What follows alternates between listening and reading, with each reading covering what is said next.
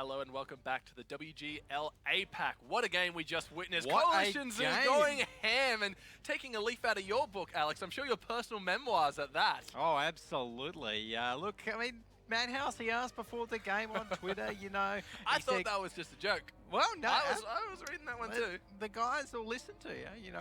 They're happy to have a bit of a laugh sometimes, but I wasn't having a laugh with my strat, and we saw that because it beat Wargaming, so, yeah. Well, I guess you can say you're a grand strategist when it comes to World of Tanks, Alex.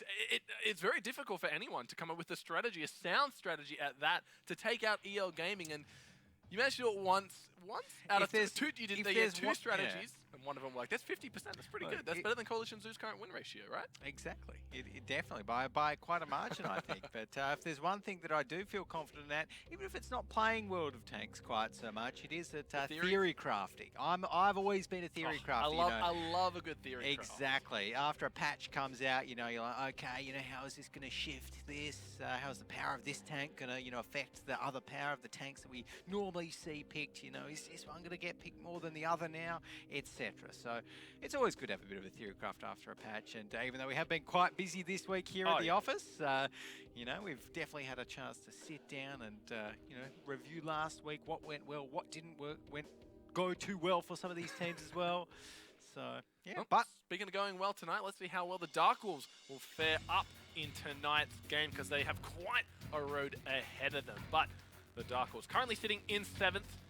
Batcom, the king of the artillery right now. I want to see him hopefully make some impacts tonight, as we've seen some good arty players coming out tonight. Of course, Lambert, really Gomley as well, doing work in the recent Mouse update. Absolutely. Gomley has been doing quite a bit of work, and that's what we expected him to do, because last season he really was a really big kind of super heavy tank player. He did play the mouse a little bit last season as well and block a lot of damage, and he's good at angling his tank. So naturally, now that the mouses have come into prominence a little bit more, he's seen some good results. So next up for the Horsemen, they've got some good players as well in the mouses. Maybe a little bit more of a team that prefers those bat cats. That's true. We'll have to see if they've had, it's been an extra week. They've had a little bit more time to adjust themselves and settle in. I'm sure these guys are no strangers to theory crafting in their own right, Alex. So the more time they get to kind of, sit back, think, really study those patch notes, get the calculators up, add up that penetration versus armor value, and come up with, some interesting things like we saw on Himmels for Coalition Zoo. Who knows? The door has been swung open, Alex. I think your little display, of course, living vicariously through Coalition Zoo, may have opened some doors for these teams. Well, who knows? I certainly hope so. Open the third eye. Open the third eye. That's what I like to see. But, well, speaking of the third eye, why don't we look at these guys who both have two eyes? Yeah, that's right. Revolution and Spencer. I thought you were going to say, let's look at our third graphic or something. I thought that's where we're going with that one. But, of course, we got Revolution and Spencer up on your screen at the moment. Yeah, there we go. So Revolution and Spencer. I mean, Spencer two players. Looks like he means business. Yeah, two players who are kind of the scouts for their respective teams. We can see that quite high average spotted numbers there for both Revolution and Spencer, and also high average distance travelled. Revolution there does find himself in a bat chat a little bit more than those tier 8s, but still does do quite a bit of scouting. Oh yeah. And overall, I think these two guys, we've seen them before. Revolution, I think it's safe to say, has a little bit less of an impact than Spencer. Spencer has been on these light tanks for as long as I can remember the Horsemen playing. I casted the Horsemen, I think, back in Go for Watts when they played tier 8s in Go for Watts, and Spencer was always in that lowest tier tank, performing that scouting role. So. Whether it's tier 10s, tier 8s, it doesn't matter. Spencer's a very good scout. No, it's a viable role on the team, and you've really got to be able to push it through, because we've seen time and time again, it may seem like it's the low role, the support role, the scouting role, or whatever, but there's definitely a high skill ceiling to being good at that. We've seen bad scouts, we've seen great scouts, we've seen people who can relay that information better than anyone else, that completely turn the tides of the opening fights. Yeah, absolutely. So hopefully we'll be seeing some big scouting impacts this game, and maybe even if we're lucky, some big T49 shots, depending on the maps that we see as well. It's always good to see, when these scouts can deal lots of damage as well in these lineups. It's nice to see a tier 8 up the top of the scoreboard. But look, they're not the only players on the team. No. We've got 6 more, of course.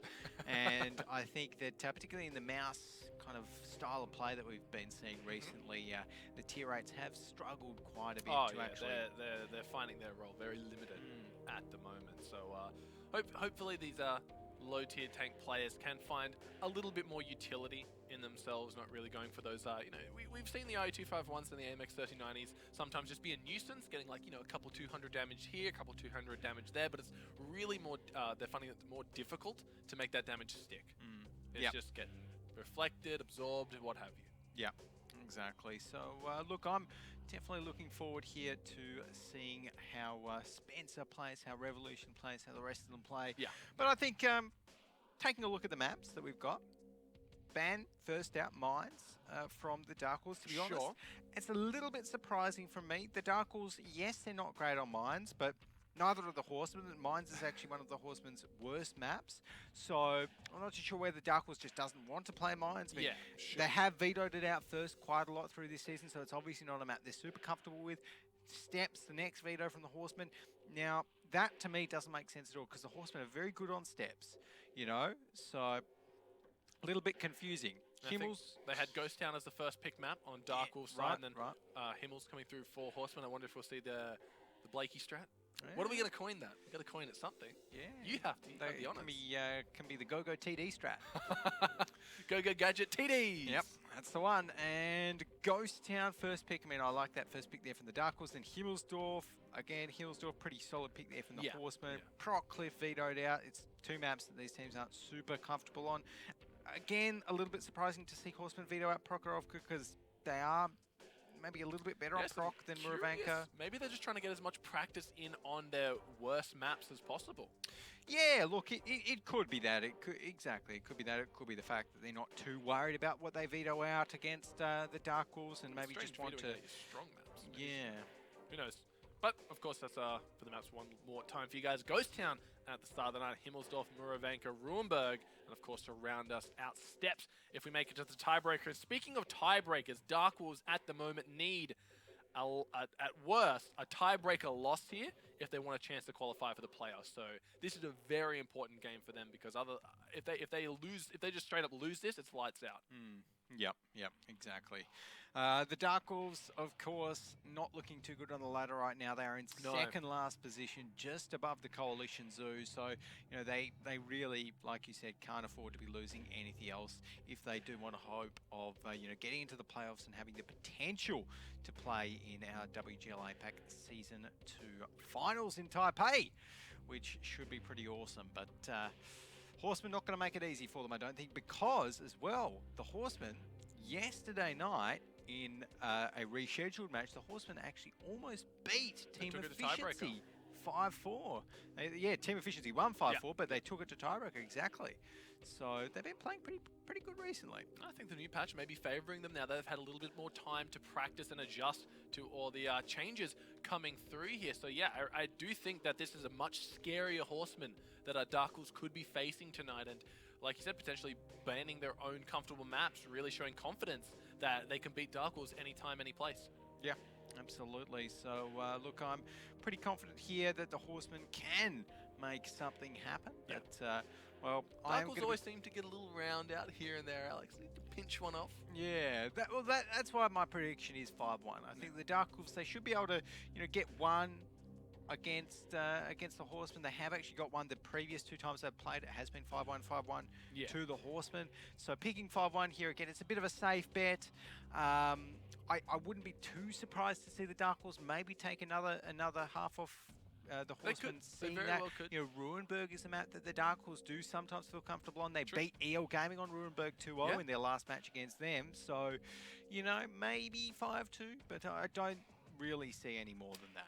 Yeah, let's be realistic. It's going to be very rough for the Darkwolves to have a good shot at taking out Horsemen here. And like you said, they recently took Team Efficiency to a tiebreaker. A lot of teams have been struggling against Efficiency as of late. So I'm excited to see what has changed with the Horsemen. I want to see what they're going to be taking to this new, the second week of the new patch. I'm sure it's going to be much more refined mouse revolving strategy. If they will, maybe they're not going to over-encumber their team with them. Maybe they need Heck 2. Maybe they'll go Heck 5 when we get to Prokhorovka like we've seen last week. Yeah, maybe. Who knows? I mean, we could be seeing anything here. But guys, let us know what you think we're going to be seeing here in our second match of the day with the hashtag WGL APAC. And we've already had lots of good fun on Twitter tonight, from Madhouse asking what tanks he should pick to me responding and a few other fun bits and pieces like that. But we also do have quite a big Japanese community on Twitter as well, because of course, for those that don't know, we do stream the WGL APAC not only here on WGL EN, but also to Japanese, Taiwanese and Korean channels. So it's definitely a global league and a regional league around here as well, which is always great to see the players get involved as well on Twitter and support their teams. We've seen it time and time again. The Japanese, like you said, there seems very vocal when it comes to Twitter and about supporting their boys. Yeah, exactly. So, look, definitely like to get all of the interaction that we can on Twitter and make sure we share everything that we can as well. But I think we should probably move on from Twitter and move on to the tanks tonight. Yeah, so, thinking about Ghost Town here, thinking Alex. about Ghost Town. We've seen teams like Karen Tiger, they used the mouse when it wasn't so good on Ghost Town and had great results with it, but now that it's just a go-to tank, the AMX-50B, it seems like it's a relic when we jump onto Ghost Town. A little bit, yeah. Look, We've, what was the T-57 Heavy? Yeah, I think has kind of taken its role. Yeah, look, I still like a T-50, well, not still. I now like a T-57 Heavy on Ghost Town. It is still sitting, the T-57 Heavy, on quite a low win rate. Just checking it now, it's roughly on about, what's that, 34%. So it's not looking good, but I actually think it's increased since last week, because I think last week it was sitting on something like 27%, and so I think it's probably sitting on above 50% win rate so far. After the mouse patch. Yeah, we haven't seen. We've seen like teams like EL pick it a few times, and then it just goes bottom up for them. So no, maybe we'll see it bust out again, and maybe have a few W's here. I'm sure Horsemen, if they're going to be, if they took team efficiency to a tiebreaker, they must have some tricks up their sleeve. Hopefully, they didn't get any ideas from the Twitter conversations you've had, Alex. Yeah, well, who knows? Hopefully, they did. I actually think my TD strat would be perfect on the defense here of Ghost Town as well, because it plays very similarly to Himmelsdorf, maybe with a few more angles to cover. But these teams are not going to be doing that. I do like the Darkwolves though. They have got the T110E4. I feel as though in this meta, the T110E4 is a very strong tank. Yeah, we've already seen it. Yep. Be very strong. It's already got a very high win rate. I think that's going to keep on increasing, or at least staying the same against these Mouses. It just has the excellent alpha damage, excellent penetration. It can out-trade a mouse very easily and stay hull down and not take any damage as well. So that's good.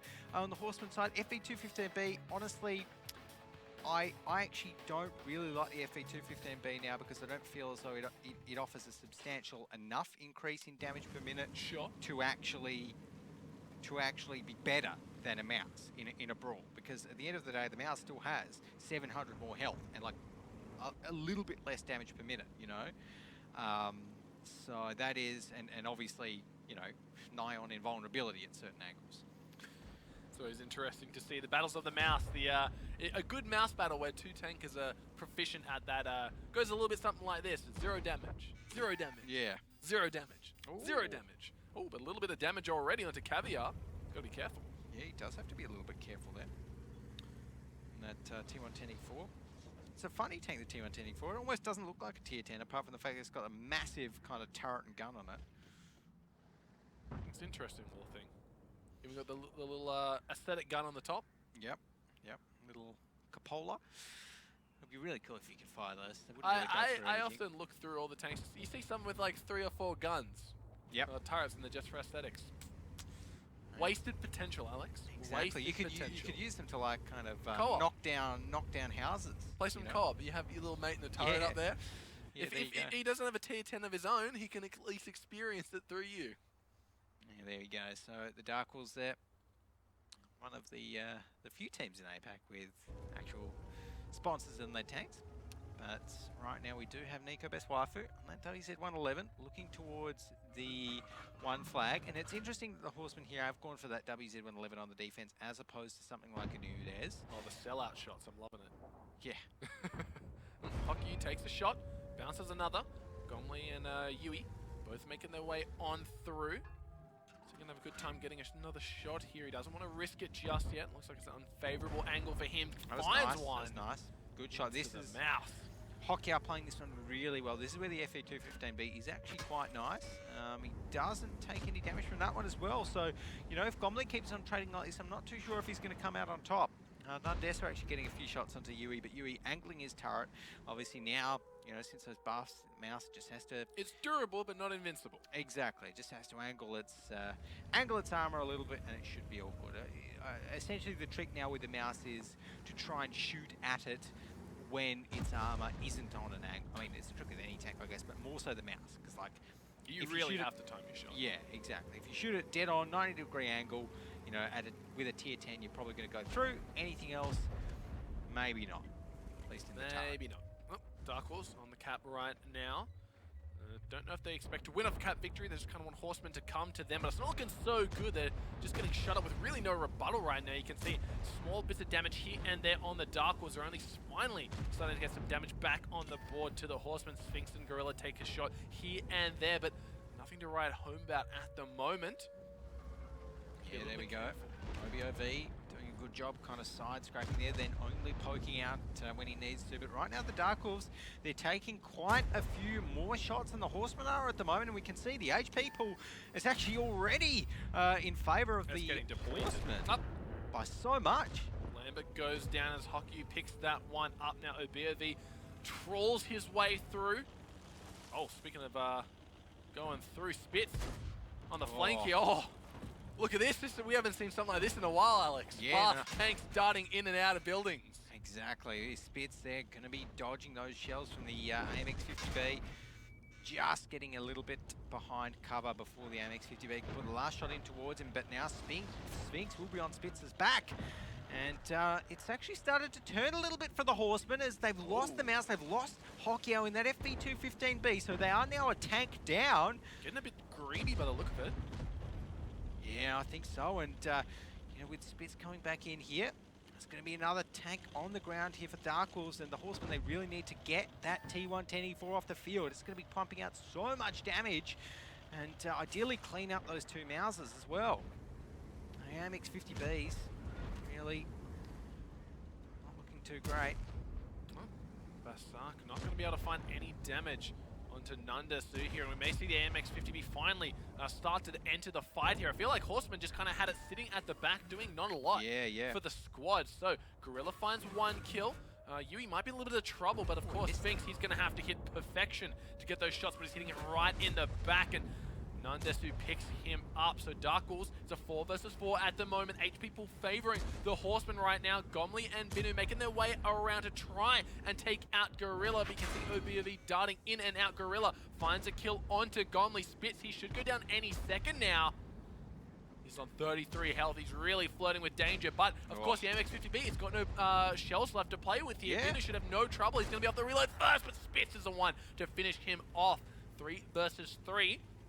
Two tier 10s left on the field. You got the double mouse versus the double AMX-50B, kind of the old versus the new here, Alex. Yeah, a little bit, absolutely. And right now, I'd probably be starting with the AMX-50Bs because they just got that little bit of extra HP buffer. Oh, I don't know about that one as the mouse finishes off the AMX-50B. Out with the old, in with the new, Alex. Yeah, there we go. Basak taking down the mouse, and now we have a 2 versus 2 Basak. Sphinx is quite strong though. Oh yeah, that's the issue right now. It's Sphinx. Sphinx can put out a lot of damage. He misses that next one though, but look, he's reloading. Yeah, I think he may have found it onto Basak here. One more shot, maybe 2 could be enough. No! Oh no! 2-4-1 comes through. Can he get the shot? No, he doesn't. Who's he gonna go for? He is able to take out Basak, and OBOV takes out Spitz. The little dance of death going on there. That was close. To watch. That was a thing of that was really nice, but really close there from the Horsemen. And I tell you what, I was holding my breath at the end of that one. Oh, you really couldn't tell who was going to come out ahead in that little fight. I thought when he missed that second, when he didn't kill the AMX-50B, I thought Spitz surely had it. He was going to get the shot, and then the mouse was just going to have to get lucky with a few bounces there, but not to be. Not to be. There you go. So that will be a Horseman win in that first Too half. close, of Ghost though. Town. It was too close. Absolutely. I like the Horsemen. I would have expected them to take it a little bit more comfortably than that. I mean, after the advantage they got early as well. yeah, and the Horsemen. I feel as though maybe a little bit of that was due to their tanks. I mean, they didn't have the kind of Mausers. I guess They all went with 3. Did they both go with 3? Yeah, they both went with 3. Okay, I've forgotten. But obviously the Horsemen had the FE215B and the 2 AMX50Bs as well, as opposed to the guys on the Darkwolves. Yep. Yeah, so some interesting choices, but it did pay off for them in the end. I think only just though. Only just. This series, if it continues along this trend, this one just got interesting. Remember, Darkwolves, they're really up against the pump right now. They have to get at least a tiebreaker loss to not avoid playoffs. So who knows if that's kind of lit a fire under them and they're really putting in the extra effort. Obviously, they just need to put in a little bit more, and then they might be able to take a few good rounds off Horsemen, because this was a close game. Very close. And yeah, I liked those tank picks from Darkwolves just a little bit more. That one, it wasn't quite to be. But the Horsemen, they did end up fairly high up on the scoreboard with that mouse of OBOV and the FE215B of Hokia.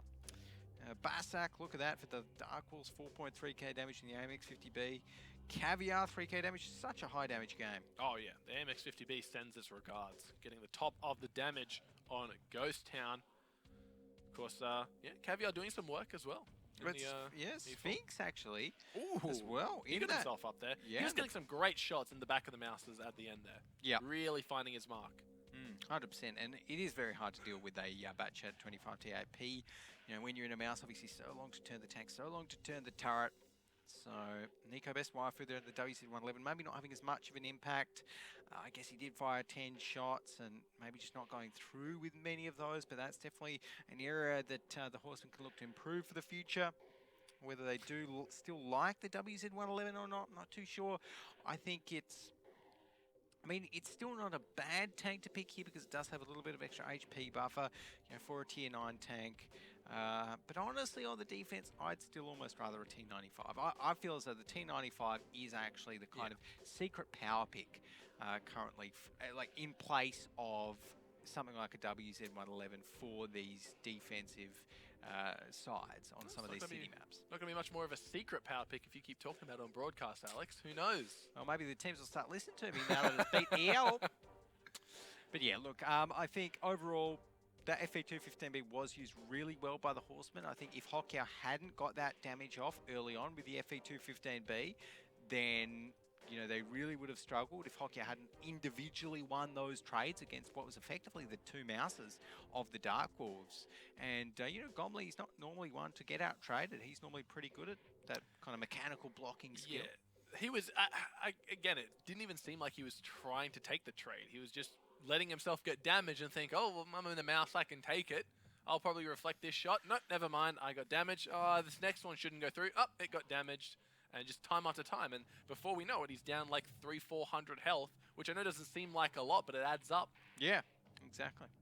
And it was weird. I think I even saw like an HE shot flying into one of the mouses when they were on the cap as well. So a bit of a strange brawl, but at the end of the day, it was pretty much just that. It was a brawl at the end of it, which came very close to, you know, both teams winning, but Horsemen just maybe got a shot or two here. Yeah, I guess we'll have to see second half of Ghost Town coming up. If that was just maybe a little bit of a Darkwolves fluke hero, they can actually brawl with the Horsemen on this one. They've gone for a very heavy lineup on the side of the Darkwolves. The quad mouse and a Type 5 heavy.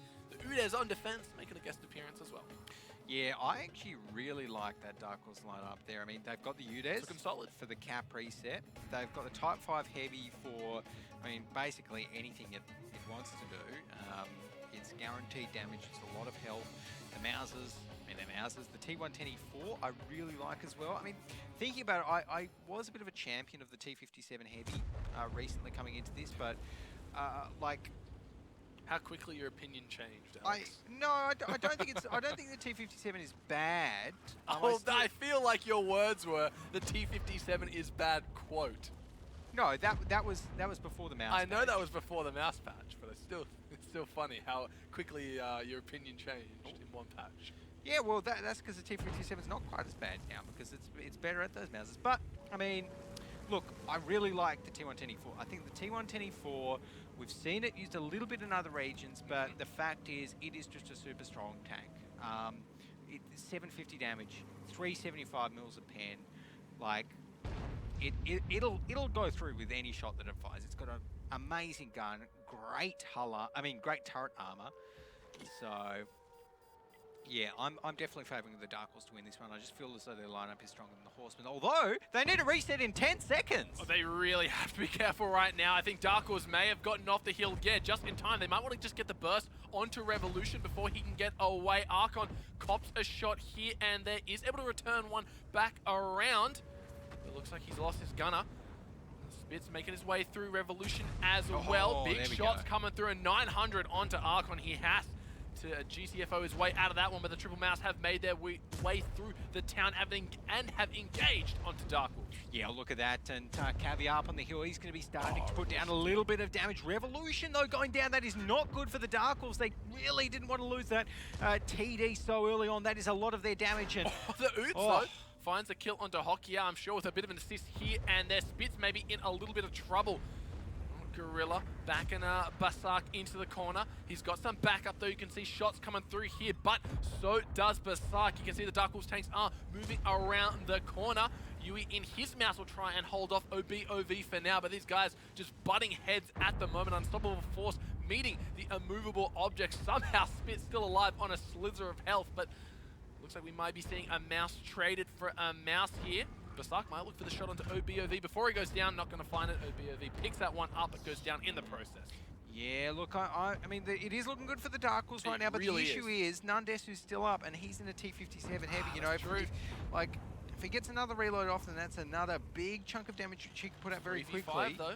Yeah, that's the issue. It is a 3v5, and there is still so much. 3 mouse for Darkwolves alive. So much health for the Darkwolves that's up right now. You know, 7.5k. They've got a 3.3k HP advantage. Nundesu's just been shot again, and he's missed that one. Wow, somehow Spitz making that super low HP Type 5 heavy work in his favor. Gorilla goes down, and this could be the round that Darkwolves are looking for. They've come out to play tonight, Alex, putting Horsemen on the back foot to start this series off, and Nundesu should go down here as Caviar makes a guest appearance in the show, and 1-1 coming out of Ghost Town. Great stuff from the Darkwolves. Yeah, look, that was very solid from the Darkwolves. I think that really it was pretty much decided at tank picks. At the end of the day, a lineup of the Darkwolves that met a lineup of the Horsemen in an all-out brawl was always going to win. They just had more HP. They had, you know, that extra alpha of that T124 that they used, and just better brawling potential. Yeah, they forced the brawl quite early by going for that 3 cap on the hill to drain the timer down as quickly as possible. That made Horsemen have to go. They didn't have a chance to set up. They didn't have a chance to get their mouse into position. They had to use the T124 to get in there and just essentially die. Yeah, I mean, that T124 obviously on the Darkwolves side, I think, but was it? I don't remember. I want to say it was on the Darkwolves side, but I might be wrong. Anyways, but yeah, the T124 did get in there, and it did die, although it did get the reset, and I think it came at an okay cost to the Darkwolves. I just remember Mouses, Alex. I just remember Mouses on that map. It's always lots of Mouses. Yeah, lots of Mouses. And yeah, I think honestly the T57 heavy. I mean, maybe it's actually not active against the Mouses.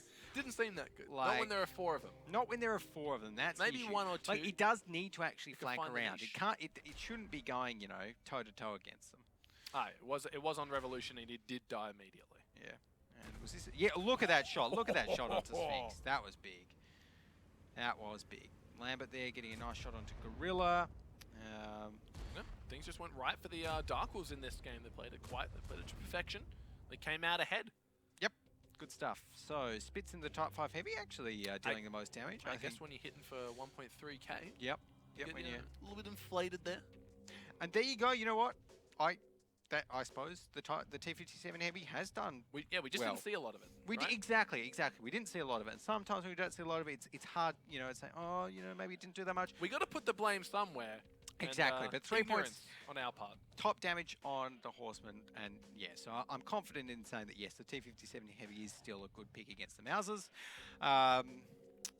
T124 Revolution, I think he just dropped a little bit too early, and that was because they essentially had to rush onto the cap. You can't really fault Revolution for doing that. I mean, they got the reset, and otherwise they would have lost. So, yeah, he's only got one shot off, but one shot in the T124 is 800 damage, so not bad. Yep, had to do his part for the team, and unfortunately his part was to get the reset and die. But yeah. What can you do, right?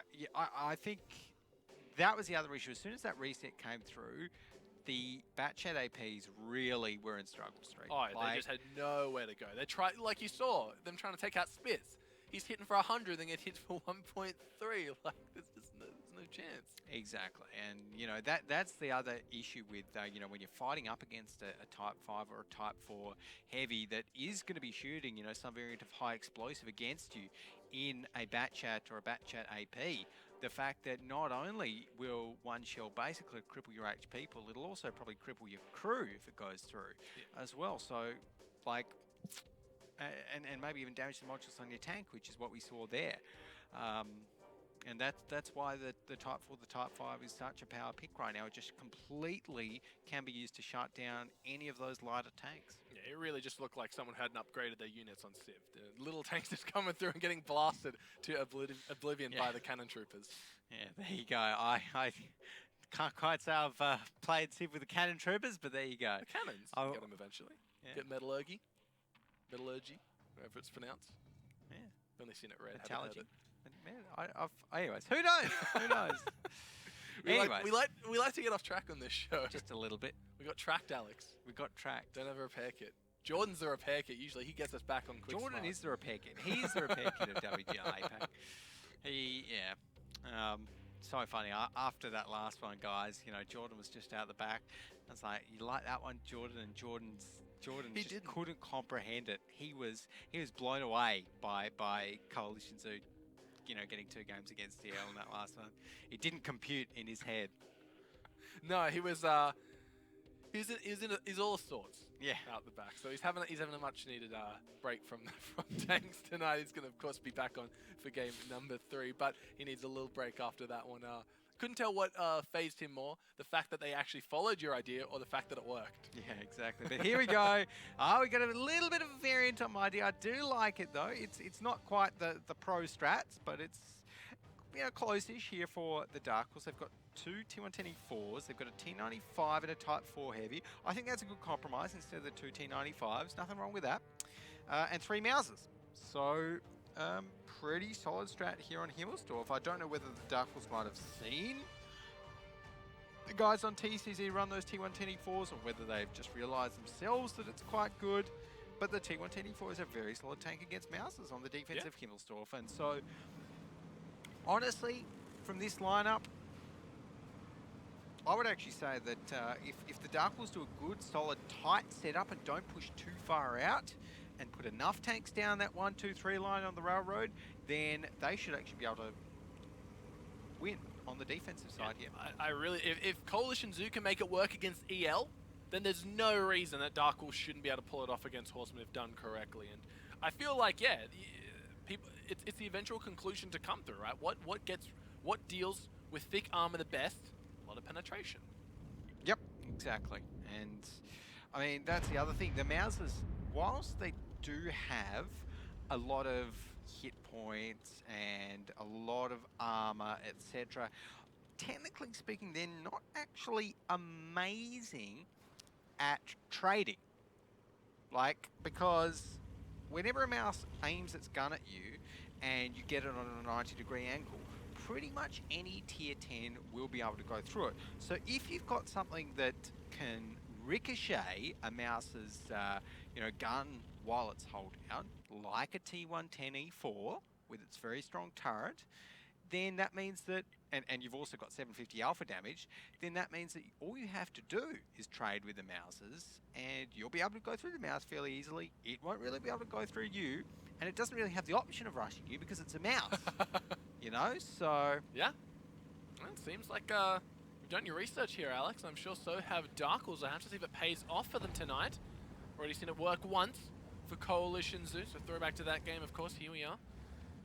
Horsemen getting poised and ready to attack as they lie in wait. Let's jump on board with their communications. Have a listen to how they plan to go about executing their setup. 这个窗口没有人。90回来，来站起直接。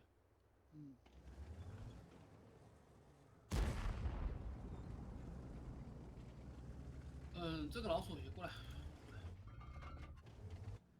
我靠，嗯，看到一4有没有？他是躲1、3的位置。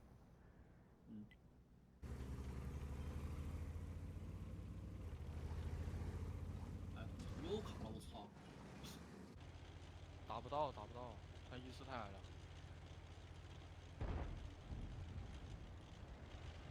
发现了老鼠直接过啊，等什么？你13要不要下去？马上就下。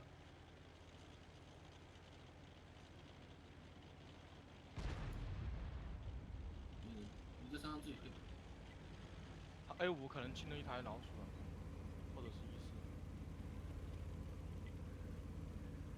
记住啊，2个老鼠加炮，90站齐，他喷你一发，你们老鼠就打他一发，懂吧？老鼠保证打穿 ，OK，可以去站了。我想下山了，我在山上。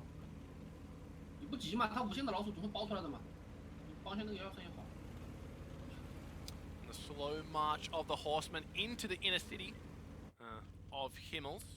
As Darkwolves, they need to mount a good defense here. The T123 set up on the overlook there for Hokia, giving him a nice long line of sight down the B line here. If his team gets some good spots, they should be able to make it work. Spencer now, going to be on the cap. Gonley in a good position if he wants to go for something here, but not even Gorilla who shot that from outside of our view range. Someone's found a shot on to the mouse and making it work as well. It's Nondesu in his own mouse, so they're really using our line of sight perfectly here. Yeah, absolutely good stuff there from the Horsemen, and we can see Gomley actually loading up a bit of HE. And, I mean, it's not a bad idea here for Gomley. Just trying to get those splash resets on the AMX 1390. Not going to be the easiest thing in the world to get, though, but there we go. He does get it. He's sacrificing a little bit. Yeah, exactly. He has lost roughly half of his hit points in doing so. So you don't really want to be continuing doing that much because the Horsemen haven't really taken any damage. This is where we need to see Darkwolves group up. We need to see the Darkwolves actually try and push for a fight here because they should be happy in a brawl. Oh, Hockeyhouse found a lot of damage. He could go down here if they're able to get another shot coming through. Not going to find it. Archon takes a hit or two. Darkwolves finally answer back with a little bit of damage on the board. Berserk might be a little bit of trouble. The T95 could go down here if they're not careful. Hockey on the reload. Has to be really diligent about his surroundings. Make sure that no one sneaks up. That A-line cops him one in the side. Gonley the only one there, so we know he's safe for now. Revolution in the T123, 24 rather, been making his move over. Sphinx cops a shot here, so does Revolution. HP pools are favoring Horsemen, but only just. Damage way more spread out across Darkwolves, a few low members on Horsemen. Yeah, there we go. So Revolution is a bit of a danger at the back there. I'd like to see him getting in there a little bit and putting a big shot into maybe Spencer or Gorilla here from the back. 19 seconds left though, and those guys are doing a good job on the Horseman side of actually blocking out for him. Sphinx putting a lot of pressure on from the side, but he does need to get this reset. 10 seconds left. Oh, it could be close. It could go down to the wire. Gorilla, he's just going to be completely blocking Spencer here. They can get the small little bit of time by taking Gorilla. Lambert needs to come through. He needs to find the shot. He's saving his time. He needs to go for it. It hits Gorilla. 10 seconds left on the clock. Gomley, he's going to have a shot at it now. They're trying to block off Spencer. They're doing it. No, the shot comes through, dashing the hopes and dreams for a cap victory for Horsemen, but they are able to find the kill onto Gomley. He goes down. Lambert in the back can't find it as well. He falls to Gorilla, and I think Darkwolves may have spent all their energy trying to get that reset, and they had to, but Horsemen, they should prevail here.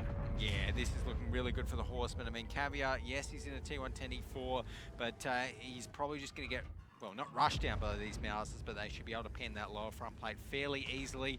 Type 4 heavier spits, he's not going to be doing too much to these 3 Mouse that are still alive. And look, with the AMX 50B Sphinx, they're still alive. Sphinx is going to be able to come around the back and just clip Caviar out. You have no trouble finishing him off, and there we can see Caviar forced to just go for a trade here. That's the best case scenario for him, but still 13 seconds left, and look at this wall that they've set up. Yeah. Could potentially see the cap victory here. I don't think anyone on the side of Darkwolves are in a position to contest it or challenge it. That's going to be the round. Going over to Horsemen, a cap victory on Himmelsdorf to secure themselves that one. Yeah, very solid win there from the Horsemen. And I think the Darkwolves, they sacrificed way too much HP trying to get those initial resets. Taking down a half, just trying to get the bounce damage, the splash damage rather, just didn't work. And I think a few holes in the plan for just watching that ABC line. You really need to make sure they can't get a little tank like the AMX 1390 into that little nook and cranny on the 2 flag. Exactly. And that is a situation where, like, a tank like the Mouse is actually not that good in. It isn't that good at getting kind of low percentage resets like that, because it does have to show its turret. It does have to show, you know, its lower front plate and essentially make itself vulnerable. It did that, and it took 1,600 or so damage. So really, it wasn't a great result there for Gomley. If you'd had something else, you know, if you had, oh look, it could have been a T95 maybe, or a T123 to try and, you know, make something happen there. I think maybe even a T124 might have had a little bit more success. Just something else that wasn't a Mouse could have made that play a little bit better. But look, the Horsemen did do the right thing in heading towards the 2 flag against that setup. I think that is the setup that beats it, or that can beat it rather. Because this is where it came down to the wire. And Gomley, while he does get the reset, he just goes down in a heartbeat. Yep, Gorilla, Nandasu were just pretty much laying into him the entire game. And Lambert trying to come for the flank as well, because they really put all hope on resetting that capture point, as they had to. Hockeyao and the T123 doing work, 3.7k. Yeah, Hockeyao absolutely doing work. OBOV there in that Mouse for 3.6k. Caviar T124, 3.2k. That was pretty good. Yeah, Yui in the Mouse 2k, not too bad. Sphinx did a little bit of work in his AMX 50B, got a full clip off. So overall, look, not bad there from the Darkwolves. They did try that strategy. I really think it does work a little bit better when you actually don't have the Mouses in it, even though that might sound counterintuitive to not have Mouses against Mouses. But yeah, Horsemen just played that one a little bit better. And Revolution couldn't in find a T124. single point of damage. Not good. That's not good at all. And Barsak there in the T95 doing a little bit of work there, 1544. You actually would like to see him do a little bit more than that, to be honest. That's only 2 shots that have gone in out of 7. So, not ideal. A lot of room for improvement on the Darkwolves, and they're really going to have to minimize that room, because tonight they're up against the pump. They need to at least get a tiebreaker loss. I know we keep going back about it, but this is their last shot at making that playoffs. And they've looked good. They really have. All 3 games have been very competitive. They've gotten it down to the wire. I know that Himmels didn't end well, but it started strongly for the Darkwolves. So if they're able to keep up that momentum, keep their composure throughout the entire game, I see no reason that they couldn't actually take it to a tiebreaker loss. Yeah, well, I think the Darkwolves right now, like, that's always the issue with the Darkwolves, right? Is that they get a few rounds. They get a few rounds, exactly. They get a few rounds here or there. You know, they look kind of okay on a few maps, and then you just get them onto a map which they're not comfortable on, which, you know, and there's look all sorts. Exactly, which is Prokhorovka. They've got a 14% win rate. Muravanka, they've got a 9% win rate. Mines have got a 20% win rate. Cliff, they've got a 0% win rate. You know, so they're looking sort of okay here on Himmelsdorf. Like, they kind of know how to compose themselves. But again, Himmelsdorf, it's not a super hard map to play, and they did still lose on the defense there in a way that I think it should have been a little bit closer than that. So I'm really struggling to see how they're going to pull anything more than just this one game back from this. Look, I hope they do. I really hope they do, and that they can, bring us a nice close game here up against the Horsemen. But I feel as though the Horsemen definitely on point tonight from the looks of things. I feel like Tanks of Wargaming, it's very easy to see when a game's gone sour for a team, and it's really hard to kind of think how they're going to come back into this when we can see everything. We know that the odds are stacked against them, and a miracle essentially would have to happen. And Darkwolves, that's what they need right now. They need a miracle. Horsemen, they're looking strong, a little bit shaky to start things off, but I think you're right. After Himmels, is there any maps left in this pool that Darkwolves can stand toe-to-toe with? Oh, left in the pool. So what have we got next? We've got, obviously, we've already played Ghost Town. Yep. We've got Himmelsdorf now. Next up, I think we've got... Was that the Mura or Proc? Mura or Proc, yeah. Or Ruin, was it Ruinberg? It's just escape. Anyways. I think Ruinberg was the last map, because I know Darkwolves Horseman would have got pick for number 3, and then Ruin would have been picked for number 4. Right.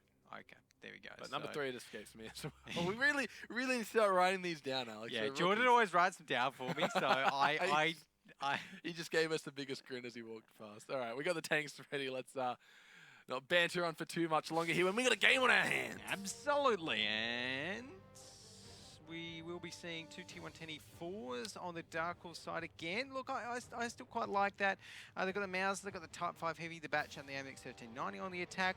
Again, for an attacking setup on Himmelsdorf, that'll do work. The Horsemen, however, do have the Type 4 Heavy in the Batch at AP. That's true.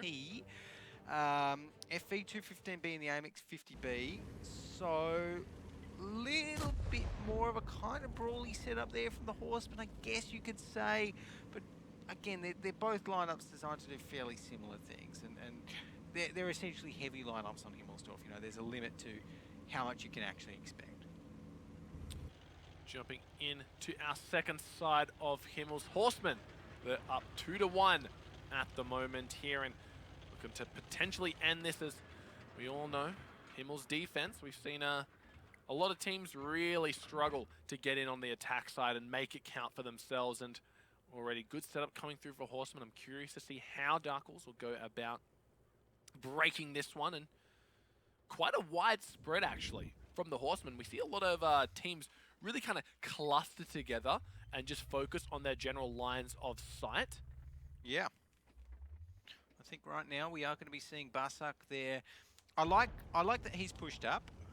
He's pushed up to the railway line, and just going to be looking to get a bit of map vision there and map control. Kind of suss it out, see if there's any Horsemen members looking down there. So obviously, even if you don't actually spot out the enemy tanks that are down a certain line, then you can still know, if you get spotted, that there are someone down there. Ooh, caviar. Oh, Darkwolves taking a little bit of damage here and there as they set themselves up ready, poised for attack. Let's jump on in with a listen in with our favorite Korean team, the Darkwolves. 지금 그러니까 우리 AP가 스팟만 못 찍게 우리 바샷이 눌러버리면 우리 스팟 안 뜨거든. 쟤네 구조상. 보고는 있어. AP 쪽. 와, 나 저거 유비한테 클릭 털고 싶다, 씨발. 와. 야, 안돼 이거. 130 캐파로 올 준비해야 돼. 나 안 싸운다. 앞에 마시기 무시하고 1호비로 뛰어. 오케이. 이거 한 클릭 털고 가도 되지 않냐? 아, 씨발 이걸 노렸는데. 아, 저 새끼 반응이 빠른데. 새끼. 아야, 들어가. 마우스들 들어가. 나 지금 그쪽으로 합류할게. 마우스 2마리 다 들어간다. 이동 쪽으로. 야, AP라 야, 바자 뛰어. 아, 이거. 야, 이거 안 될 것 같은데, 안 왠지? 될 것 같아. 바사 힘들. 힘들다고 여기서 안 된다. 오케이, 1호면 안 하지 된다. 마. 1호면 안 돼. 무리하지 마. 이포가 마우스 쪽 백업해주면 제끼러 가자. 오시기가 이포가 맞아줘. 써줘야 돼. 아야. 오시기 달려. 잠깐만, 나 1호비한테 하지 말고. 오케이, 됐다, 들어가. 아이씨. 사식이 나와 있을 거야. 온다. 아, 좆됐는데. 갇혀 있다 우리 지금. 마우스 좀 쪽으로 풀어내야 되는데 못 들으면 망해. 들어와야지. 비집고 들어와. 어쩔 수가 없어. 그쪽 어떻게든 해야 돼. 그쪽 마우스 쐈다. 야, 마우스 들어와서 사시기를 주죠. 야, 아유. 아유, 아, 씨. 내 엉덩이 타고 들어와야지. 이쪽 마우스 쪽에서 너무 딱 1호비 보고 얼어 붙어버린 것 같아. There we go. So it's looking like we have already seen 3 of the Darkwolves going down. This is not looking good for them. The Horsemen just tearing them apart here on the defense. And look, the Darkwolves, they pushed in, but the Horsemen were ready for them, Rogi. Yeah, I think it's just one of those things. Darkwolves, they found their momentum and it's all their energy spent early on in the series. Horsemen looking to just take control of this one and take it up to 3-1 in their favor. Cleaning house on Himmels. As unfortunate for Darkwolves, they just couldn't mount a strong enough defense. I thought, attack rather, Horsemen, they were well spread out to start this one off, and Darkwolves, they just couldn't find a weak point on the map. They prodded and they poked, and it just didn't work for them. Exactly, and look, they lost too much HP early on that they didn't need to. You know, that T1-10E4 Caviar, there was no reason for him, for a T1-10E4 to you know, get 2 shots put into him while he's getting into a hold down position like that. Yeah, the Darkwolves, they really are going to have to play a little bit better if they want to take out Horsemen tonight, as I don't know, I just don't think they've got it in them, especially after this one. This is definitely more one-sided than the previous 3 rounds have been, so unfortunate that it seems Darkwolves have lost their momentum coming into this second half here, and this was one of the maps where you'd hope they'd be able to take a few rounds off Horsemen on. So, coming out of Himmels, next map being Muro, could be rough. It could be very rough, unfortunately, and I think the Darkwolves here, Barsak, if he's lucky, maybe he can take out Hokia, maybe if he's super lucky he can take out Nundesu as well, but I think at this point it's just going to be a pretty clear Horseman win, and really making it a 3-1 to the Horsemen, leading onto a map, Ruinberg, which is actually not... Oh, Basak, is he going to go for... No. Oh, no. This isn't Coalition 2. Exactly. This is the Darkwolves. The Darkwolves don't just jump off the ledge. I mean, you know, you're not going to see them do that, no matter how many style points it would gain them. What's he going to do, though? There's literally no purpose to this. Just jump off the mat. It'll be funny. Surely these guys, they may need a morale boost right now. That could be the morale he needs. Have a little bit of laugh, have a little bit of fun, get everyone on comms laughing again. Oh, still get a few kills here and there, but he's going to go down eventually. Still, I liked my idea better. He did get a kill. I mean, you know. A kill still, that does hype people up as well. Got to pad your stats, you know. Well, these are important. We're keeping track.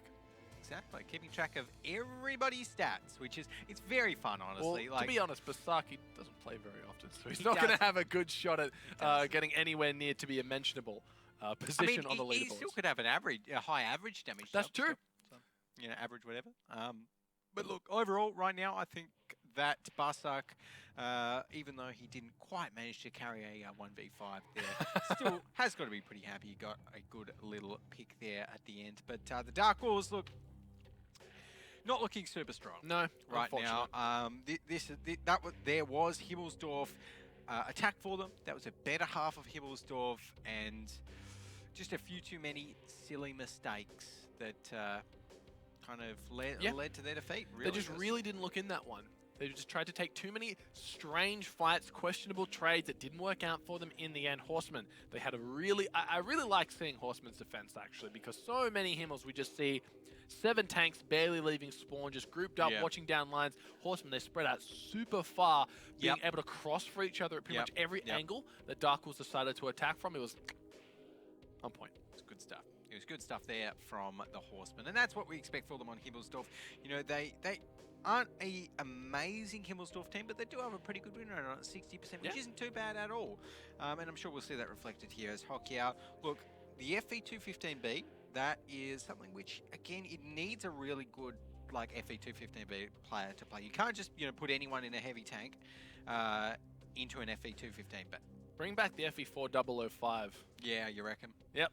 It was fun to watch when I got the big shots. Oh, look, you can't disagree that the FE4005 is always going to be one of the most fun tanks. I feel like you got that same level of anticipation as you do when you're watching the artillery play. Like, is he going to hit the shot? Is it going to do a lot of damage? And then it hits for like 400 and you're like, boo. Yeah. Pants. Oh, that's a bit sad. Their Revolution only dealing 1,300 damage in the T124. Not having a good time in the T124 tonight, is he? He's not. Struggled last half, struggling this half. I don't understand that. Why is Gomley in an AMX 1390 and Revolution in a T124? when he obviously That's can't play that very well. questionable. That as is well. Gomley in the 1390 also. I don't know. I feel like he had some standout performances last week on more of the heavier tanks. Exactly. He's a heavy tank player. He's literally one of the better heavier tank players in the WGL. One of the best heavy tank players in WGL APAC, I would actually say. So to put him in an AMX 1390 makes absolutely no sense to me whatsoever. It's a complete waste. And I would put down that you would struggle to find a game that Darkwolves has actually won with Gomley in a tier 8. Well, you struggle to find a game that Darkwolves have won. For Well, starters. yeah, it's that initially is a struggle, let alone a game where Gomley's in that tier 8. Yeah. So, something The for odds them are to not in improve your on. favour if you're out there searching. Yeah, but look, that was Himmelsdorf there. Convincing win for the Horsemen, obviously. And moving on to Rurenberg. Murovanka, our next map. I was just thinking, if it was Rurenberg, then it would be very good for the Darkwolves, because the Darkwolves, they're actually quite decent at Rurenberg. But Murovanka, they're quite terrible at it. They've got a 0% win rate on the Murovanka defense. Yeah, this They've one got from a 0 to 17% win rate on the Murovanka attack. It's not good. No, this one just flipped in terms of how you're going to present the case for Darkwolves here tonight. Exactly, and like, I bet you the Darkwolves will pick some bad tanks here. Like, they to be fair to the Darkwolves, they've actually been picking some kind of on-meta picks. Of course, the meta game. They're pushing it. They're definitely pushing it. Yeah, meta game, for those that don't know, is of course the preferred style of play in the region right now. So right now we kind of talk about the mouse meta, and that means that the preferred style of play is for these teams to pick these super heavies like the mouse, like the Type 5, and you know, go into long drawn-out brawls with them.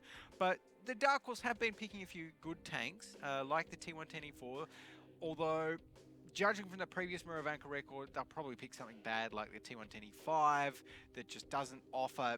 It's jack of all trades, master of none. T110E5, you know, it's not the best at hold down. It's not the best at damage. It's not the best at, you know, absorbing shells. It's just not the best at anything. So we'll hope Darkwolves don't follow that path, and hopefully can pull us out something a little bit reminiscent of the Ghost Town that could have potentially been a 2-0 for them if it had been just a little bit closer on that first round here. But realistically, coming into Muro, it's not going to be a pretty sight here. They've played it enough to have the low win rate be substantial. Wow. But this is interesting. The Darkwolves actually... I feel like we've taken a step back here, Alex, in terms of meta. Just as you're talking about the meta being what we can expect to be seeing in this game, Darkwolves, they don't seem to be following it too heavily. Yeah, well, I mean, I actually really like this from the Darkwolves because it gives them lots of options, right? So Batchat's on the attack. It is always something that can potentially work, even though there's one mouse there for the Horsemen. I mean, the Darkwolves have so much damage on their lineup between the Kranwagen, you know, the 1, 2, 3, 4 Batchat 25Ts and the 2 Batchat APs, that they can burst down so much of the Horsemen's tanks in just a moment. So that's all it really requires. It just requires one little mistake from the Horsemen and the Darkwolves to actually capitalize on that, and they should actually be pretty in pretty good standing for this one. Yeah, so they've set themselves up on that triple early cap here, a very common strategy we see coming more and more in Murovanka. We'll have to see with Horseman not in the correct position. Understood, he's still a little bit far back before he can get the break shots over. We see Spencer maybe going for a flank there, but Caviar's there to watch the side. Cops a shot into the side of Spencer for 100 damage and change. Nandesu finds one as well. Could be a potential good start here for Darkwolves as they can keep it up. 15 seconds left. Oh, the reset comes through just in time. Horsemen find it, so it's not going to be a cap victory for Darkwolves. They're going to be like roaches under a light and just scatter right now. Oh yeah, look at that. The Darkwolves, they are starting to get picked off one by one, but at least they have actually taken out quite a bit of damage already. One Batchat and the T57 of Hokyao going down, but it's looking like the Horsemen are responding. Revolution just gone down himself.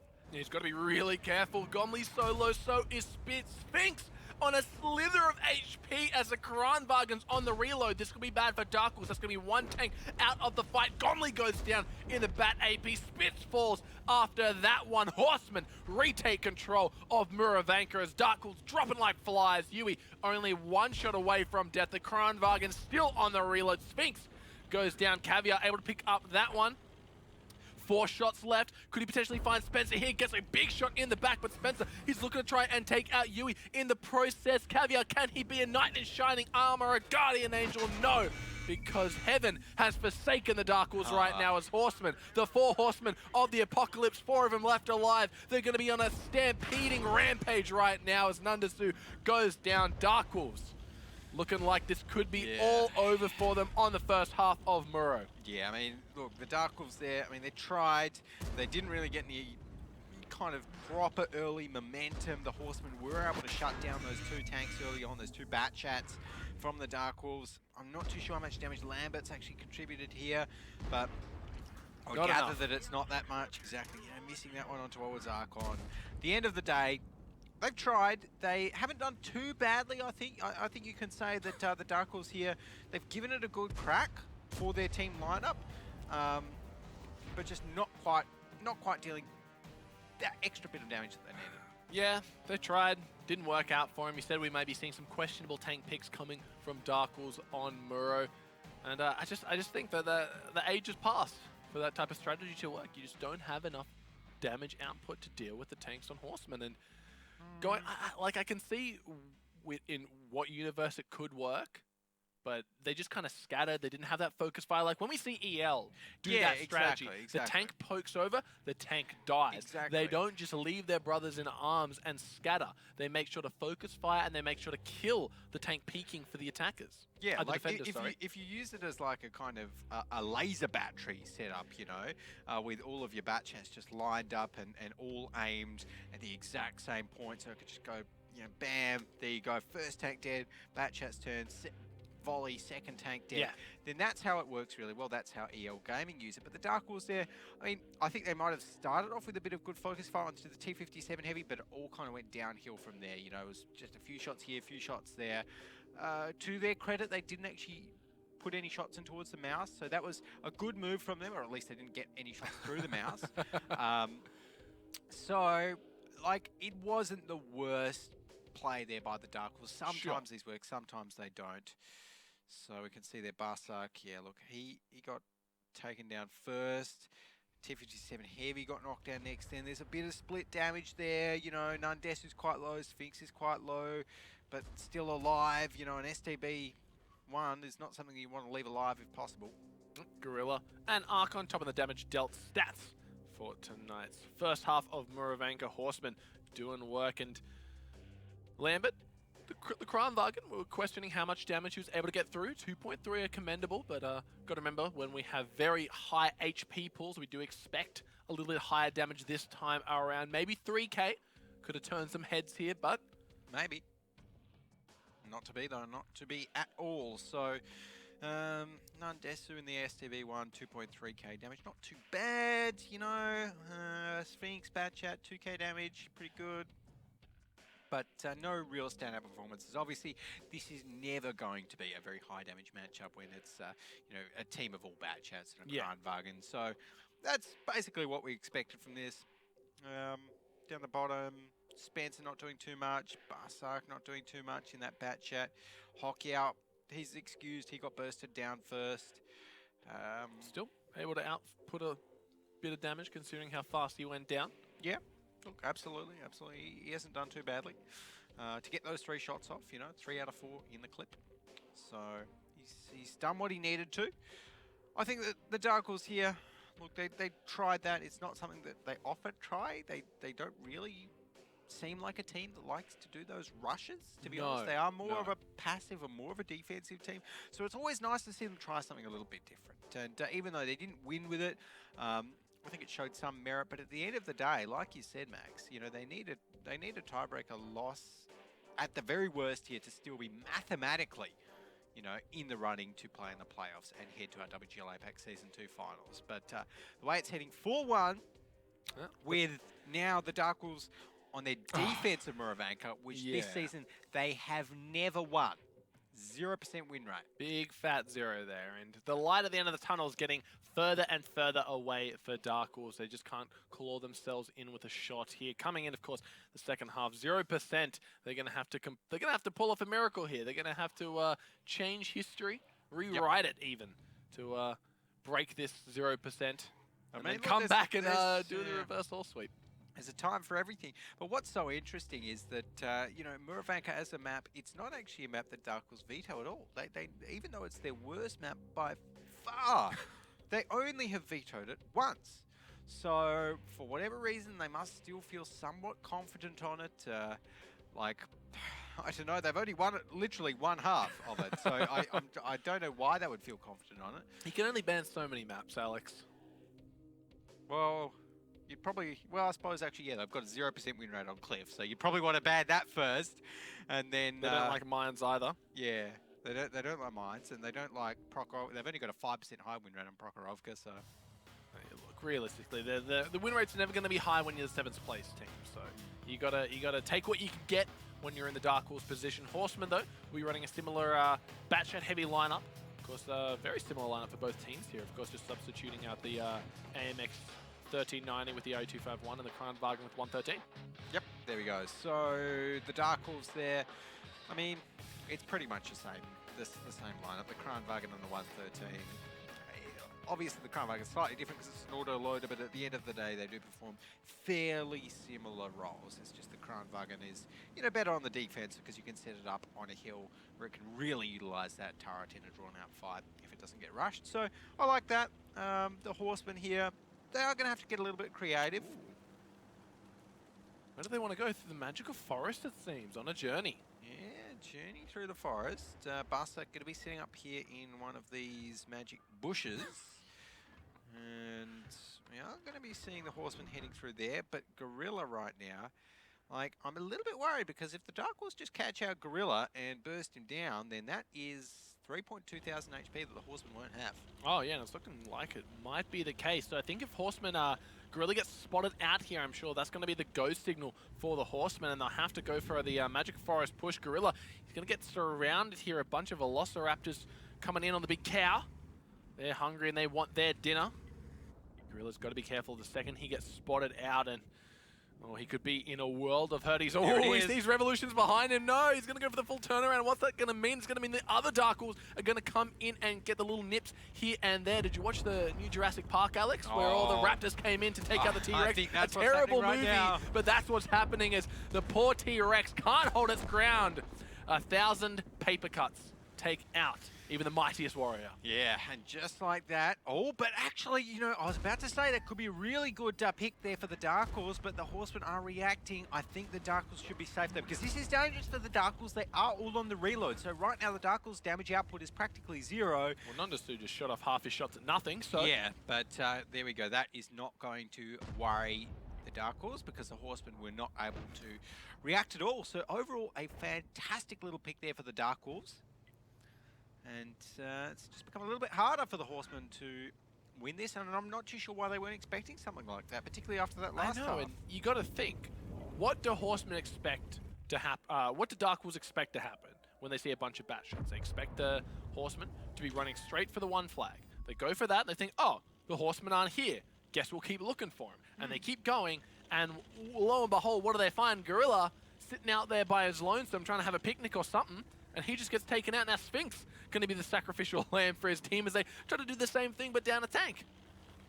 Yeah, strange to me. Like, I don't see why the Horsemen maybe wouldn't put the RU-251 up there instead of the Mouse. But look, that's how they do it. And Yui now is actually... Oh no, look, they're rushing another tank. Oh, they've just completely picking apart the Horsemen lineup right now, but they're taking a little bit of time to take out this 113. They've taken a lot of damage in the meantime. Hokyo finally goes down. That's a 2-tank advantage for the Darkwolves at the moment. Sphinx coming around the flank. You can see a lot of very low HP tanks on the Darkwolves. This could be an absolute throw if they blunder this one up. The sniper shot coming through. Not going to find it. He needs to put that shot a little bit further.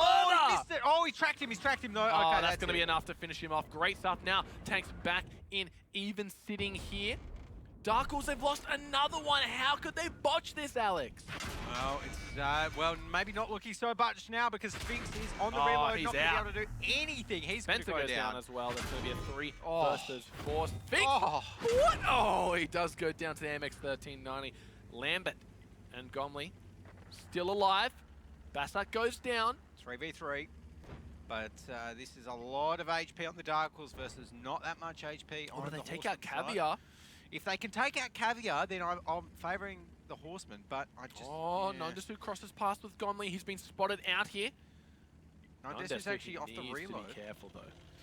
5 shells in the tank right now for that Batcher. So he's reloaded. He's got a lot of damage there. This is still anyone's game. The issue is so much HP left on that mouse on Lambert, and the fact that the Darkwolves are on the defense. So, you know, the Horsemen do still need to push into them and find a way to get into them, and the Darkwolves should be pretty happy now, just setting up into a very passive, defensive kind of lineup around that one flag. You know, Gomli doing a great job here, just sitting in a little bush, using that as cover, poking his turret over the hill. That's exactly, this is when the Kreinwagen becomes really, really good. Oh, yeah. In a great position here. Darkwolves, they started off very strong, exploiting all the advantages that Horsemen just kind of left out for them. Horsemen, though, 5 minutes to play with. You can see they've got a very wide split here, BOV and Nondesu. Going to be making a potential bombing run here to try and take someone out if Archon is able to come around the back and maybe clip out Caviar.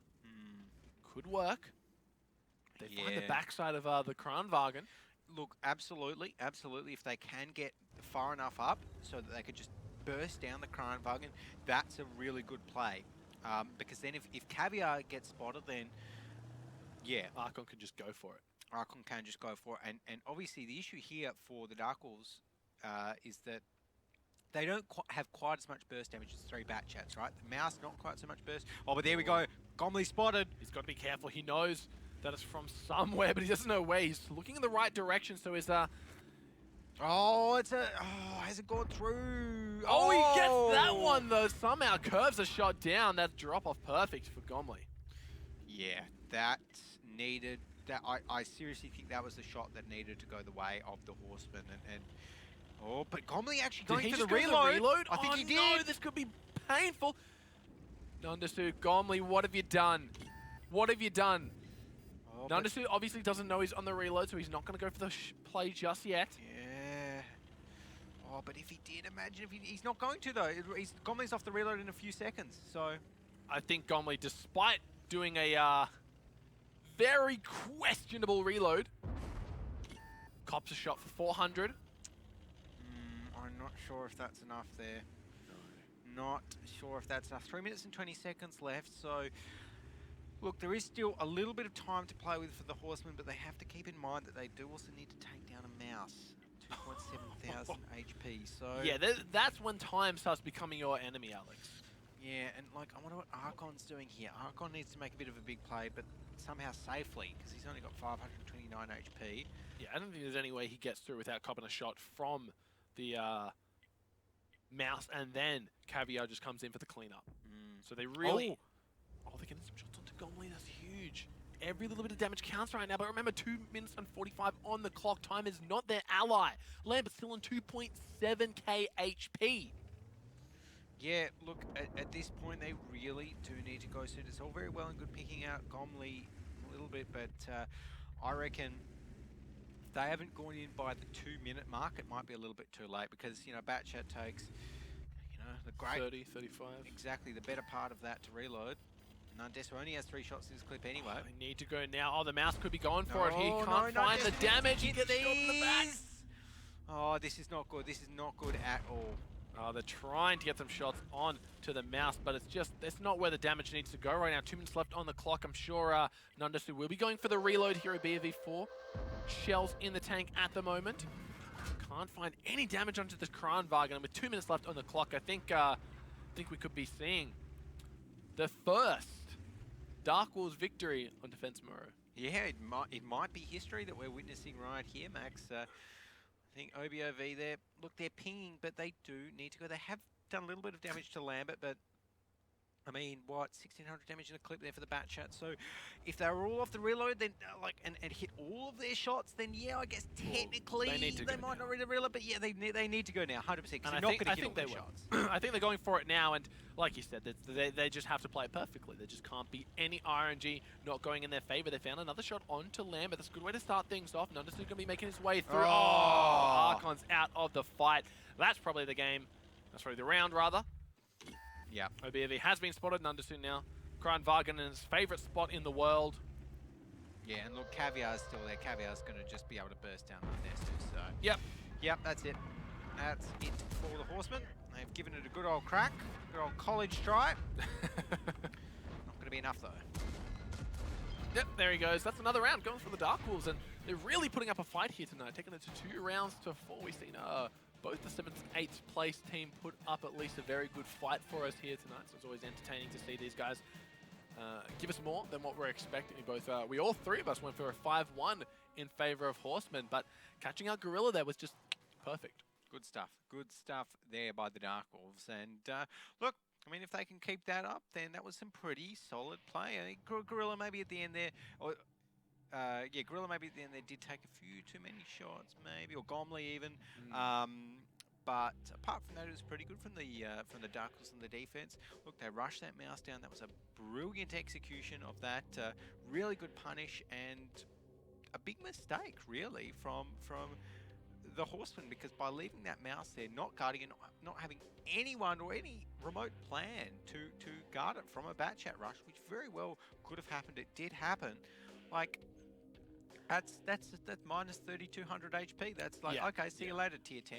So if the Horsemen had come back from that, then it would have been just insane and crazy, but they didn't. All right. Step 1 for Darkwolves complete. Win a map side that they had a 0% recent to go. Next, we're going on to Ruinberg. Now, what do we know about Darkwolves coming into Ruinberg? They 2-0'd EL on it. Well, look, and honestly, Ruinberg attack is not a great side for the Horsemen. They've only got a 20% win rate on it so far. So, look, coming into Ruinberg here, if the Darkwolves manage to pull out... This is their best shot. Exactly. If they manage to pull out the sort of play that they played out against EL Gaming, then we could be seeing a tiebreaker for And that's what they need. That's what they need. They're going to be happy if they just make it to that tiebreaker. That's the goal right now. And you'd be hard-pressed to find a reason why they can't do it. And yeah, that was just... What were you doing there, Gorilla? That was good. That was good stuff. And then they picked out Hockey out. They lost 3 bat shots for it and made it a little bit too close for comfort. Yeah, they maybe used a few too many shots on that one, missed a few. It was kind of a bit of a messy engagement there, but they made it work in the end. Very sloppy here. And this was, like, that shot technically should have hit by Sphinx. I think that was really unlucky RNG. And that one did hit, it just hit his tracks. So Sphinx, obviously, he's going to be a little bit gutted. That was a great shot. Yeah. That's what could have turned the tide of the fight if they were able to get the damage onto the Kranvagen there. Look at that, Lambert in the mouse. Mr. Lamb, 4.1 thousand damage in that one. Archon in the bat chat, not doing too badly either, actually. Yeah. 3.8k. But the bat chats finding their way back into this. Maybe Muravanka, the last safe haven for the bat chat. The last place it has the freedom to roam around without finding the steel wall of the mouse bearing down upon it. Yeah, absolutely. And Yui there in that bat chat, 2k damage, 6 shots fired. Can't really complain about that one. We have Hokiao there. There's Gorilla. Yeah. Big fat zilch. Nada. Nice one, Gorilla. Again, you really got to question why they put the mouse there of all tanks. Or at Not least, sure. I like, if you're gonna be doing that and sacrificing it, you just gotta go. You just gotta go with the original plan, not double back. Why do you pick a mouse in that situation if you're just gonna leave it solo to guard a hill? You pick a Kranvagen. That's what a Kranvagen does. That's what insert any other tank here does. A mouse does not guard a hill solo. You know, like it's a solid tank. You know, 3.2k HP, good armor, etc. But it's not designed for guarding a hill solo against. Yeah, there's not a lot a mouse can do with 4 bat shots just running circles around it. Just play the Jaws music, man, and you got what basically happened there. The only chance the mouse would have had to kill one of those bad chats is Run if over it it, managed to, yeah, exactly. If it managed to like give one a good ram as it came down the hill towards it, you know, that could have worked. We've seen crazy things happen on our little breaks when we see some of the crazy tank stuff. My favorite's the guy who alt-tabbed when his boss came into work and he gets some air and just smashes into a tank and keeps driving, tabs back and think, how are they going to kill there? Yeah. Interesting. Oh, it's good stuff. Good stuff there. But look, I think we're going to need to see some more good stuff out of the Darkwolves. We're going to need some great stuff out of Darkwolves. And like we said, Ruinberg, it's the map to do it. This is their best chance. And if they can make it to steps, then maybe not. But they can make it to steps. Here for the Darkwolves, they really want to be starting out on the defense here on Ruinberg, because that is the half that Horsemen are not confident on. I think the Darkwolves play a pretty good two-flag defense here on Ruinberg. You know, they can guard out that city pretty well. They normally just, you know, chuck an FV215B, chuck a few Mouses in there, maybe a TD, throw in a T110E4 or something like that. So I think that could work here for the Darkwolves. Horsemen never very confident on Ruinberg attack. They haven't looked super comfortable on their attacks tonight. Maybe it will work. It needs to. It needs to work. They really have no other option here. It's either that or they're out of playoffs. Yep. They're just the dream has been dashed. Dream is done. Dream is gone. They need to do it. They need to win here. They need to win it again, and they need to take it all the way to steps. That's their only option. And so far, when Darkwolves they're pushed into a corner, they seem to play better. Yeah. So I'll have to see how well they can play it tonight. And said you'd like to see them up on the defense side first. Give themselves a little bit of confidence coming into the offense. And their defense was quite well. We've got to think back to that game against EL Gaming, where essentially EL just came out of the main street onto Ruinberg and just got absolutely blasted from every single angle from the good setup that Darkwolves had. So if they're able to replicate that, then they definitely have a good chance of taking out Horsemen. Yeah. Look, what the guys on Darkwolves did last time against EL Gaming is they had a lot of heavy tanks. They had a really brawl focus. So they had the tanks that weren't auto-loaders and were sustainable in a long, drawn-out brawl with, you know, pretty good DPMs, like the Mouses. I think they might have had a couple of FVs or something like that. Just I think so. Not many auto-loaders. So if that happens again, and if the Horsemen come into it with auto-loaders against those tanks and try and take a brawl, which they shouldn't do, then the Darkwolves should win. Yeah, I got a lot of faith in the Darkwolves tonight. I think that they're really showing up, and they're showing that when it's all on the line, when it means everything, they give it everything they got. They don't want to go away thinking, oh, if we just tried a little bit harder that game, if accuracy was just a little bit better, who knows where we could have been. And you can see a very mouse-heavy strategy for the attack side. The attack side. Okay, so it's a little bit better for the Horsemen. Got themselves a grill on the side of Horsemen. Yeah, the grill. Look, honestly, the grill after those nerfs, I think, has really struggled. And yes, you can still do well with it. It does still have a pretty decent gun, but gone are the days when we see, you know, the grill with 4K damage every time you put it into a good player's hands. So, look, the Darkwolves here, I think this is going pretty decently for them in terms of their lineup. Full Mouses, you know, 2 Batchats, the name X1390, pretty simple. They'll probably just be pushing those ones towards the 2 flag or not.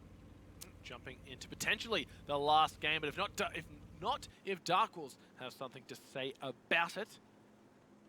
The OBOV, Hockey and Spencer, all moving their way up down the line. They want to get that grill into a very favorable position early on and want to make sure that it doesn't have to back out, because backing out, that's just not on the cards for the grill. So they want to make sure it has a little bit of backup to stand its ground and fight. Archon very far up. He wants to make sure if any of the tanks are running that Karen Tiger attack strat and moving down the 6th line there. And you can see the Mouses spread out a little bit here on the side of Darkwolves. They do have 4, so a lot of Mouses to play with, a lot of slow-moving behemoths.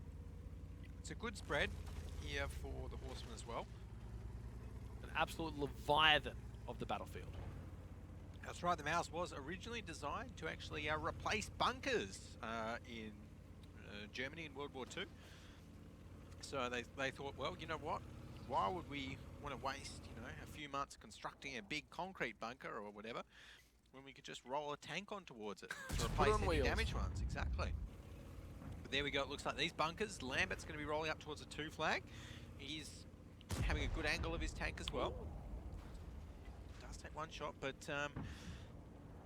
look, I'm a little bit confused what these two tanks on the K0 area are doing for the Horsemen. Maybe they're going to come up from behind Lambert. And, well, they need to, because once they spot out pretty much every one of the Darkwolves tanks going on the one flag, they're going to be rendered completely useless and need to rotate. So the sooner they get that information, the sooner they go, and you can see finally started to make that move over Archon.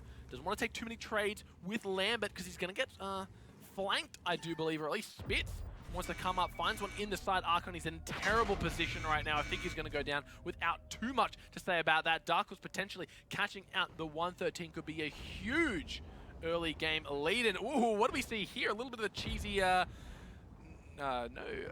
CDCs here. Yeah, no CDCs, but the Mouse are doing a good job, and they do need to get the reset now. The Horsemen, 14 seconds left.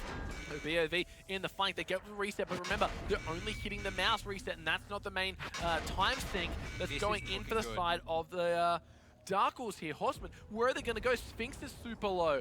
Basaki, look, Sphinx is going to have to go for the rotate, and Basaki knows he's coming. He knows where Sphinx is. He's spotted. He just needs that one shot when Sphinx comes around the corner. 3, do they get the reset? But Basak, he is able to get the shot onto Sphinx. Sphinx saves the day for now, but 3 tanks left for the Horsemen. Darkwolves, could they potentially have a perfect round on Runeberg to potentially bring back the comeback?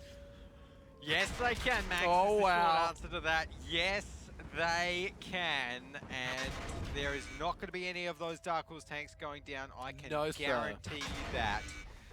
Gorilla is just getting torn apart now, and we are going to be seeing this one go potentially all the way. Potentially all the way. Oh, this is huge. If Darkwolves can pull off such a reverse sweep, that would be impressive. Obviously, there's a full reverse sweep to get around on Ghost Town, but it's close enough, especially when the Darkwolves... I feel like it's all coming together. We stress how badly they need to make it to the tiebreaker, or else they're out. And now it's finally all clicking together for them. They know how important this one is. Winning that impossible defense on Muravenka, bringing us their weaker attack side on Runeberg. Coming into the defense side, they got to be feeling good. They got to have a bit of wind in their sails here, Alex. Yeah, 100%. And look, on the defensive side here, I think that they're even stronger, the Darkwolves, because they know what tanks to pick. We just saw there a perfectly executed Mouse strategy. It was so hard for the Horsemen to deal with. The Horsemen, they needed more damage. They actually needed some different tanks here, I feel, to actually deal with all of those Mouses. And obviously those tanks in the K0 line. Against Mouses, you really can't afford to ever have tanks doing nothing. No. Right? And against bad chats, you know, maybe if you had 2 bad chats behind, you could, you know, get them into the fight 30 seconds later and they could still wreak havoc. But against Mouses, they don't wreak havoc 30 seconds later to the fight. They're just 30 seconds later to the fight, you know? Yeah, you really got to question the Horsemen. It's obvious they just didn't know what to expect from Darkwolves coming in there. They tried to cover from pretty much every possibility, and they didn't expect the mouse wall coming through. But when you got 4 Mouses, you really have to wonder what's the point of all of them. We know they're strong tanks, but it's great to see Horsemen also, Darkwolves rather, finding another utility for them. Yeah. Well, there we go. Hokia in that grill 15, 2.1k damage. The only, well, Nandes was 2.9k in his mouse. But overall, those Mouses for the Darkwolves, that's how you play the Mouses. Over 3k damage for 3 of them. Yui did 2.1k. Caviar in that bad chat, 2.4k. That's why you put Gomli in a heavy. That's why you put Gomli in a heavy. Exactly. That is Gomli, you know? So I hope that the Darkwolves keep him in a heavy. They don't do some last minute swaps and think, they don't chuck him in an AMX 1390. Oh my goodness. It's like you get all the way to the end and he's like, I just want to play something else. It's like, but this is working. Just play this. It's working. The 113's obviously not working for the side of Horsemen. That Brawl heavy lineup just not finding its mark. I actually don't think that 113s are good against Mouses. Like, they're not. They're just not. It's just really difficult to see that fight ever going the way of a 113. Because the Mouse will go through the 113 with every shot. The 113 will struggle to go through the Mouse with every shot, or if it does, it'll have to wait until the Mouse actually shoots and angles its turret against him. Obviously, the 113, 2.5k HP, you know, I think 2.5k, or 2.3k. I might actually be 2.3k, but either way, a lot less HP than the Mouse. So, you know, I just think the 113 now is a quite weak tank against Mousers. Yeah, I think that's pretty much how you got to value what tanks you roll out onto the field with. Can it stand up to a mouse? Can it do work? Can it penetrate the armor? Can it bounce some shots? Because right now, I don't see any of those boxes that the 113's ticking. And you really got to think if Horsemen are going to kind of just brute force this one in, it's not going to work. Darkwolves are not going to roll over and die. Yeah, I mean, the 113, look, it's good in mobile setups because it is quite a mobile-heavy tank. Oh, yeah. It essentially plays like a medium. But they kind of just sat it there and said, guard this area. And what's he going to do when a 113 comes around the corner? Hold the ground? Yeah, that was a big issue. Big issue for the Horsemen. So I hope for this next half, we don't see them doing that. This next half, of course, Horsemen will be jumping on to the Runeberg attack. Exactly. They're not good on the Runeberg attack. They've got No. a 20% winner. I'm trying. They're not a confident team on Runeberg attack. So let's find out what they picked. Maybe that'll help us out. Going for the 113 again. Oh, I really like that Darkwolves setup. I really like that. They've got the T95 on the defense. That can, I mean, you can put him wherever you want. Yeah. He can drive up towards the little town or just stay around the one flag. Probably want to put him up towards the town so that he can just fire on either flag. Mousers, good. IS4 is a pretty decent tank against the Mousers. Then a couple of bat chats, not bad at all. Horsemen, again, they're going with that 113. It really feels to me like Darkwolves have a very good grasp on the current meta. They're just outskilled, like pound for pound. Horsemen are just better individual players, which is why we see Horsemen with the advantage early on. But I feel like Darkwolves, they've got their head around it, man. They know which tanks to pick to best deal with the mouse. It's Horsemen that are struggling in that regard. It's just Horsemen, they have the better accuracy, they have the better coordination, maybe the better comms.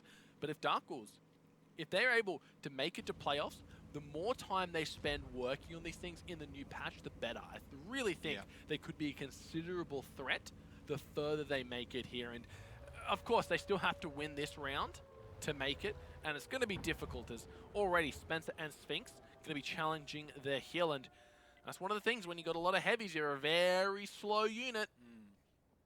A very slow unit, so right now Spencer getting himself on towards the cap. Good little bit of early pressure from the Horsemen. I don't mind that, and they have actually managed to put a shot in towards Barsak. Barsak not in a bad position, a little bit open, but I don't think the Horsemen's lineup is going to be rushing him anytime soon. Again, mouse versus mouse, so this will come down to a little bit of mechanical kind of skill between these teams. Gomley actually taking a little bit too much damage early on, and more than he'd want to, certainly. We've seen Gomley make this mistake a few times, actually. Throwbacks to Himmels, where he just tried to get the splash damage to reset the hill and took pretty much 1.6k damage in return, and right now not finding any return damage onto the Horsemen, but Sphinx. Spencer, rather, minute left on that cap, but I'm sure Darkwolves can reset anytime they want. Just want to make sure they're in a good position. Hokia takes a huge chunk of damage here. He's got to be careful. Yeah, Hokia does have to be careful in that bat chat. They need... Oh, Archon's in front of him. They might not be able to get the reset unless they go around. Archon's just going to be completely blocking him off. Spencer, he could be impervious. They need to get a tank in there, and they need to do it quick. 10 seconds left on the clock. They've created a beautiful little bunker. You said it's a mobile bunker, and they're doing just that, utilizing the mouse just as Darkwolves did against them. This could be a heartbreaking defeat if Darkwolves aren't able to get it. Basart goes down. That's a T95 off the field. 3, 2, 1, and I think Horsemen have snatched the victory out from under Darkwolves. They can't take it. They can't make it all the way, and what a way to dash their hopes and dreams. Amazing, amazing little bit of play there from the Horsemen. You could not read it until the last few seconds. That's great. And I love it when a an plan comes adaptation. together, Alex. Absolutely. I love it when a plan comes together. Oh, the Horsemen are going to be so happy with that. And like, I wasn't expecting it. Like, you saw the AMX 1390 get on the cap run and say, oh yeah, that's right, we'll They just got reset the plenty AMX of time. 13. Exactly. Then the two Mousers jump on, and it's like, wait a minute, guys. We've got Mousers and a T95 and all these slow tanks. We can't just reset this quickly. So great bit of play there from the Horsemen. And I think that's just when they just switched it on. You know, that's good Horseman play. It's how the Darkwolves took the attack round on the opposite hill, and they do it to them on one of the most open hills you could possibly get. Yeah. Oh, wow. Horsemen really just showing up with a very, just perfect play you got to commend, like you said, when it all came together, when the bigger picture was revealed, it was flawless from the start. Yeah, and look, the Horsemen, they've only won 1 out of 5 attack rounds that they played there on Runeberg. So, you know, maybe not so expected against the Darkwolves, who are quite decent on the Runeberg defense. And the question is, maybe would have the Horsemen ended up losing if it did go into an extended fight? I think it was Who maybe knows? half and half. We'll never know, Alex. Maybe the Horsemen would have, but at the end Well, of they the lost day, the T95 straight away as well. yeah, the Darkwolves, that T95 did It just really went- get. I Really think get they wrecked. had to sack it. They needed to go for the reset. I think it was Yeah. the closest one Yeah. to getting on the right side of that armor, and it just didn't get there in time. He's too slow. Too slow. But there you go, Barsek. At least he got 2 shots off, but very low damage game, of course, being that cap victory. And look at all of those Mausers there. Sphinx here in the 113 dealing, what's that, about 1,000 damage. Hockey on the batch at 821. Not too bad from the Horseman lineup there, but just so disappointing if you're the Darkwolves and you're feeling pretty confident. You're like, okay, guys, let's turn this around. You know, yeah, this brawl isn't going too good. Oh no, who's going to get the reset, you know? Yeah, Spencer, he didn't even need to do anything. He just needed to sit there. He did I his could have job, and done that. Spencer, he had quite a high cap point in the head-to-head that we saw earlier on Yep. today, and he's just Yep. making that even higher. Yep. Getting his team a cap victory. He's a fan of those caps, is Mr. Spencer. So that was very good stuff. And OBOV there in the bat chat, 25T with 430 damage dealt. Not really making much of an impact there, but he didn't need to. Yeah, He didn't need to. It's So, very rare we see a cap victory coming out, and it's always good to savor the clutch ones.